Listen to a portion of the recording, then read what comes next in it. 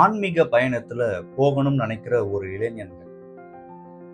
அவருக்கு ஞானம்னா என்ன, வாட் இஸ் என்லைட்மெண்ட், இதை நோக்கி ஒரு பெரிய பயணம். அந்த பயணத்துல அவருடைய தோழன் மூலியமா ஒரு குருவை பத்தி தெரிஞ்சுக்கிட்டு அந்த குருவை நேர்ல போய் சந்திக்க போறாரு. சந்திக்கும் பொழுது அந்த குரு கிட்ட இவர் கேட்கிறாரு, ஐயா, ஞானம்னா என்ன, எப்படி அந்த ஞானத்தை அடையிறது அப்படின்னு கேட்கிறார். அமைதியா இருந்த அந்த குரு அவருடைய தோட்டத்துக்கு அந்த இளைஞனை கூட்டிட்டு போறாரு. அந்த இளைஞன் அந்த தோட்டத்தை பார்த்த உடனே ரொம்ப அழகா ரம்யமா இருக்கு அப்படின்னு அந்த குரு கிட்ட சொல்றாரு. இங்க எதை வச்சு ரொம்ப அழகா இருக்கு, ரம்யமா இருக்குன்னு நீ சொல்றேன்னு கேக்குறாரு அந்த குரு. அங்க பாருங்க, சின்ன சின்ன செடியெல்லாம் இருக்கு, அது அழகா இருக்கு. அப்புறம் கொஞ்சம் வளர்ந்த மரங்கள்லாம் நல்லா இருக்கு, அது அழகா இருக்கு அப்படின்னு. வேற எது உனக்கு அழகா தெரியுதுன்னு கேட்க. நல்ல பூக்கள்லாம் மலர்ந்திருக்கு, அதை பார்க்கும் போதும் அழகா இருக்கு. அந்த பூக்களால் தான் இந்த தோட்டத்துக்கு எக்ஸ்ட்ராவான அழகும் சேர்ந்திருக்குன்னு அந்த இளைஞன் சொல்றாரு.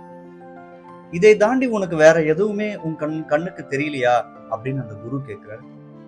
இல்ல, எனக்கு தெரியலையே, இந்த பூக்களை தாண்டி எனக்கு வேற எதுவுமே இங்க பெருசாவே தெரியல அப்படின்னு சொல்றாரு.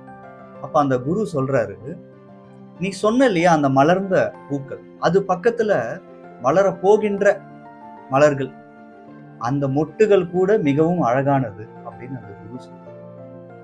அங்க தூரத்துல ஒரு பெரிய ஆலமரம் இருக்கு இல்லையா, அந்த ஆலமரத்துல இருந்து சின்ன சின்ன விழுதுகள் தொங்கிட்டு இருக்கு இல்லையா, அது கூட மிகப்பெரிய அழகானது அப்படின்னு சொல்றாரு. மேல இருந்து சன்னுடைய ஷேடோஸ் பாரு, ஒரு பிரான்ச்சஸ்க்கு நடுவுல, அந்த ட்ரீஸ்க்கு நடுவுல விழுது இல்லையா, அது கூட ஒரு பெரிய அழகுதான். அங்க பாரு, ஒரு மரம் இருக்கு, அந்த மரத்துல எவ்வளவு பறவைகள் உட்கார்ந்துட்டு இருக்கு, அது எவ்வளவு அழகா இருக்கு. அந்த பறவைகளோட சத்தம் பாரு, அதை விட ஒரு ரம்யம், அதை விட ஒரு பெரிய இசை ஏதாவது இருக்குமா அப்படின்னு கேட்கிறாரு. இந்த பக்கமா திரும்பி பாரு, ரோஜா செடிகள் எவ்வளவு இருக்கு, அந்த ரோஜா செடியோடைய ஸ்டெம், அதுல பாரு முள் இருக்கு, அந்த முட்கள் பாரு எவ்வளவு அழகான ஒரு வடிவத்துல இருக்கு. முட்களை கூட ரசிக்கிற ஒரு குருவை இந்த சிஷ்யன் அன்னைக்குதான் பாக்குறான். இதையெல்லாம் கடந்து இறுதி அவர் சொல்றாரு, இந்த இலைகள்லாம் இருக்கு இல்லையா, பச்சையா இருக்கு, எல்லாம் கீழே விழுந்த உடனே காஞ்சி போயிடுது. அப்ப அதோட நிறமே மாறுது இல்லையா, அந்த காய்ந்து போன இலைகளை சுத்தி பாரு, நான் ஒரு நாள் கூட அதெல்லாம் பெருக்கி தள்ளவே மாட்டேன், எரிக்கவும் மாட்டேன், அதை அப்படியே விட்டுடுவேன். எவ்வளவு அழகா இருக்கு பாரு அந்த இலைகள் சொல்றாரு.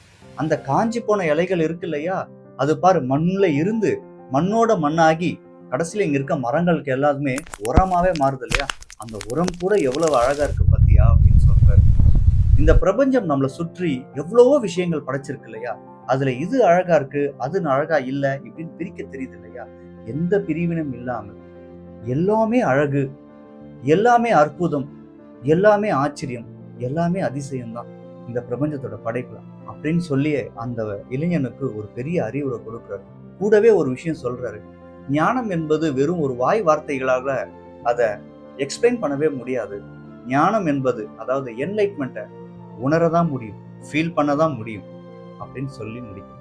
அன்று அந்த இளைஞனுக்கு என்லைட்மெண்ட் பத்தியான பெரிய புரிதலும் ஞானமும் அவருக்கு அந்த வாசல்ல போய் நிக்கிறதுக்கான ஒரு வாய்ப்பு கிடைச்சது.